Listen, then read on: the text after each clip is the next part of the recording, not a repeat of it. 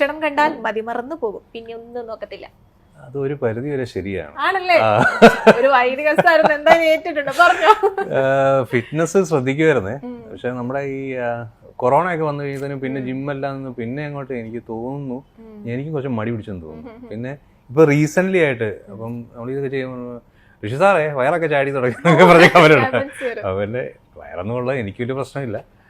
അപ്പോൾ അങ്ങനെ വന്നു കഴിയുമ്പോൾ ഞാനും പതുക്കെ ചെറുതായിട്ടൊക്കെ ഫിറ്റ്നസ് പിന്നെയും പതുക്കെ സ്റ്റാർട്ട് ചെയ്യാനുള്ള പരിപാടി ചെറുതായിട്ട് വീട്ടിൽ തന്നെ ചെയ്തു വരുന്നുണ്ട്. പിന്നെ ഫുഡും ഈ റൈസ് ഞാനിപ്പോൾ മാക്സിമം കട്ട് ഓഫ് ചെയ്തു.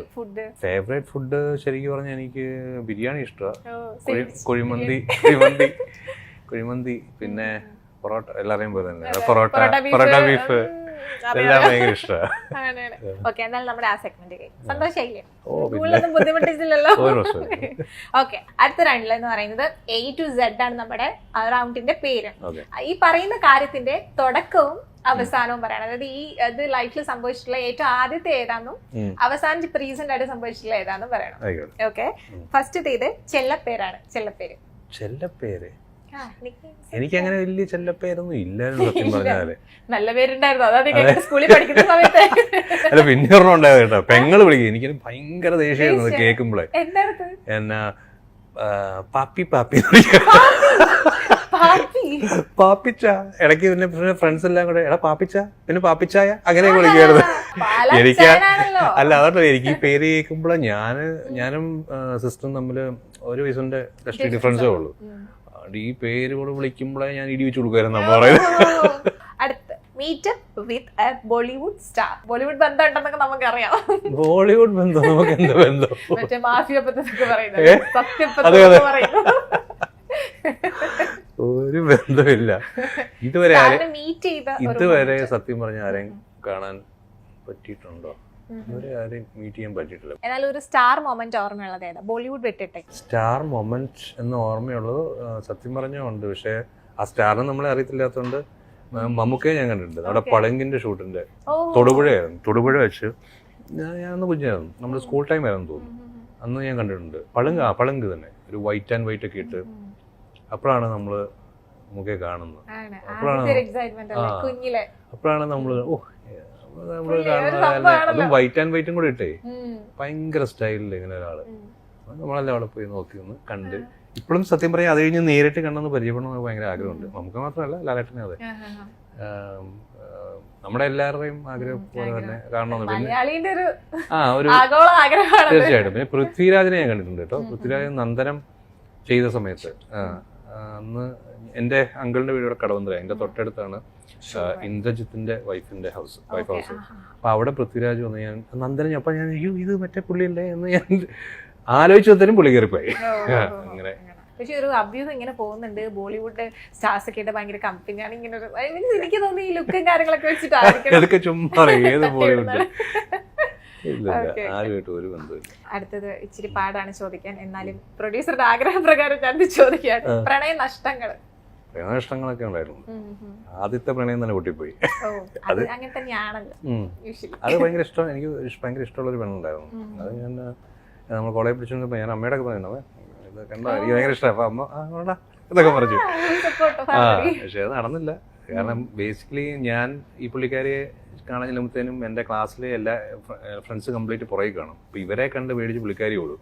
ബേസിക്കലി പിന്നെ വന്നു എന്നെ കാണുമ്പോഴേ പുള്ളിക്കാരി ഓടുന്ന ലെവലിലേക്കായിരുന്നു. അങ്ങനെ പിന്നെ അത് കഴിഞ്ഞും കണ്ടിട്ടുണ്ട്. അത് കഴിഞ്ഞ് സീരിയസ് ആയിട്ടൊക്കെ ടോക്സ് ഒക്കെ നടന്നിട്ടുണ്ട്. പക്ഷെ പോയി. ഭാര്യയോട് മാത്രം. ഇനിയിപ്പോ അതെ ആവശ്യത്തിനുള്ള പ്രണയമുണ്ട്, അത് മതി.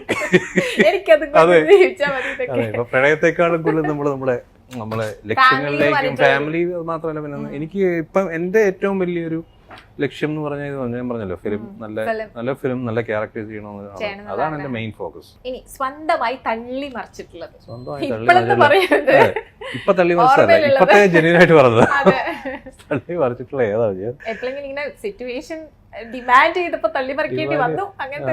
അല്ല, നമ്മള് ഫ്രണ്ട്സിന്റെ എന്തായാലും അമ്മമാര് ഇടയ്ക്ക് തള്ളി മറിച്ച സത്യം പറഞ്ഞാൽ ഞാൻ അങ്ങനെ ഒരു തള്ളുന്ന ആളല്ല, അങ്ങനെ അറിയാവുന്നവർക്ക് അറിയാം. പക്ഷെ ഈ ഫ്രണ്ട്സ് ഒക്കെ ഇടയ്ക്ക് ചൊറിയാൻ വേണ്ടി നമ്മുടെ ഫ്രണ്ട്സ് ഗ്രൂപ്പിൽ പറയും സീരിയൽ ആക്ടർ, അപ്പൊ നിനക്ക് വേറെ പണിയില്ല, സീരിയൽ അവിടെ ജോലികൾ ഇവിടെ സീരിയൽ. അപ്പൊ ഞാൻ അപ്പോഴും മറ്റേ തള്ള, എടാ നിന്നെയൊക്കെ എത്ര പേരറിയും, എടാ ഒന്നുമില്ല എന്റെ പേര് ഗൂഗിളിൽ തപ്പി എന്റെ പേരുണ്ട്, നീയൊക്കെ ഇത്ര വലിയ കമ്പനിയിലെ മാനേജർ നിന്നെയൊക്കെ ആരറിയാം.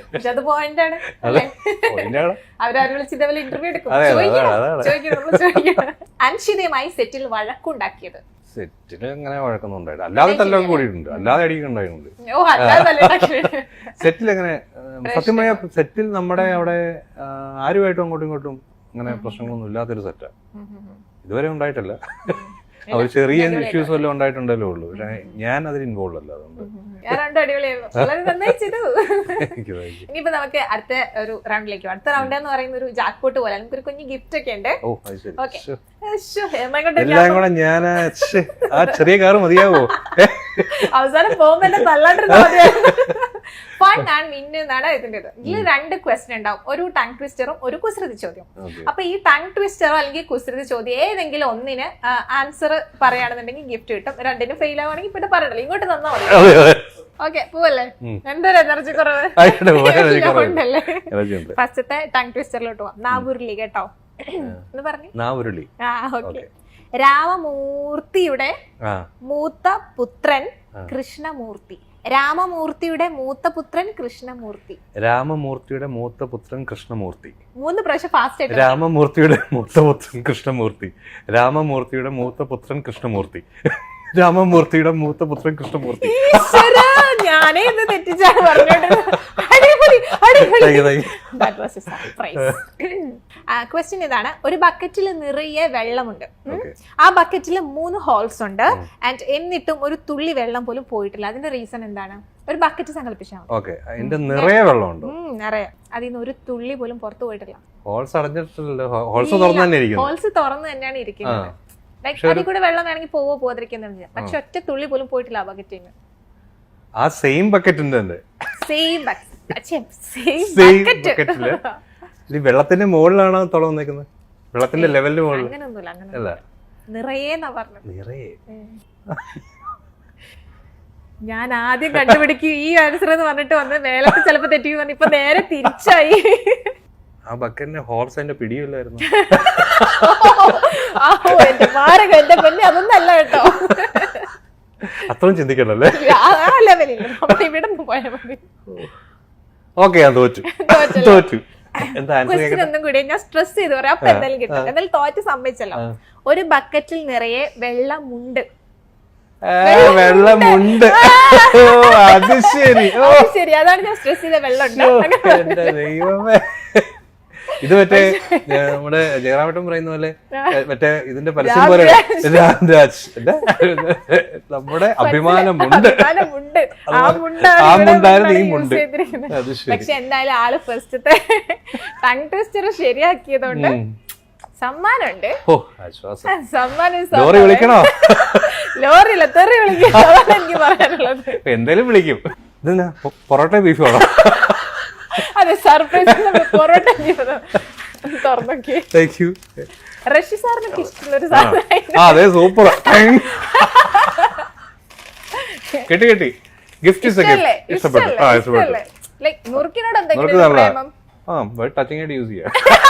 ഓക്കെ, ഫേവറേറ്റ് ബ്രാൻഡ് അങ്ങനെയൊന്നുമില്ല, വിസ്കിയാണ് ഇഷ്ടം.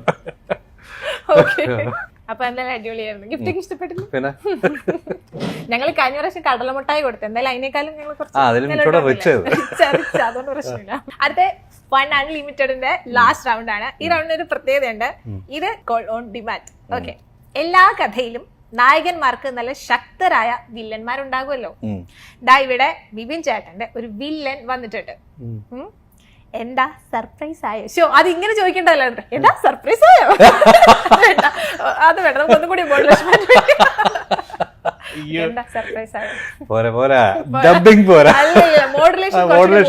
അതാ ഫ്ലോയിൽ പോയി പങ്ക് പോയതാ. ആള് നേരിട്ടല്ല സംസാരിക്കുന്നത്. ഒരു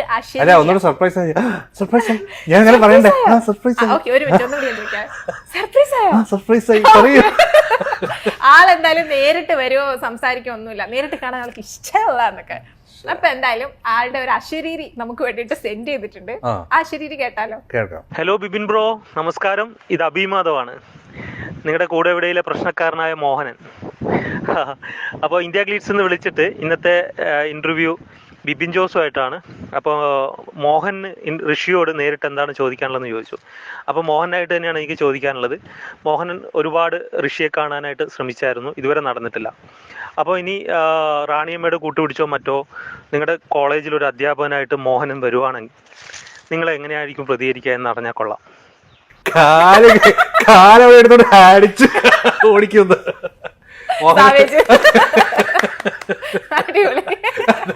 ബംഗാളി കോളേജിന്റെ കോമ്പൗണ്ട് കണ്ടാൽ അതെ ഉള്ളവരെ തന്നെ സഹിക്കാൻ പറ്റാതിരുന്നത്. അപ്പൊ മോഹൻ എന്നാണെങ്കിലും പോരാ, നമുക്ക് അവിടെ ചങ്കം വെട്ടാം. റഷ്യായിട്ട് നിന്നൊരു മാസം റിപ്ലൈ കൊടുത്തേ. അതാ പറഞ്ഞ അടിച്ച് കാലൊടിക്കും വേറെ ഏരിയ കണ്ടാൽ. ചേട്ടനായിട്ടുള്ള ഒരു വർക്കിംഗ് എങ്ങനെയാണ്? സത്യം പറഞ്ഞാൽ ഞങ്ങൾക്ക് അധികം കോമ്പോ ഒന്നും വന്നിട്ടില്ല. അതെ, കാണാൻ ശ്രമിച്ചിട്ട് കാണാൻ ശ്രമിച്ചിട്ട് ഈ രണ്ട് ക്യാരക്ടേഴ്സുമായിട്ട് അങ്ങനെ കൂട്ടിമുട്ടുന്ന ഒരു സന്ദർഭം വന്നിട്ടില്ല.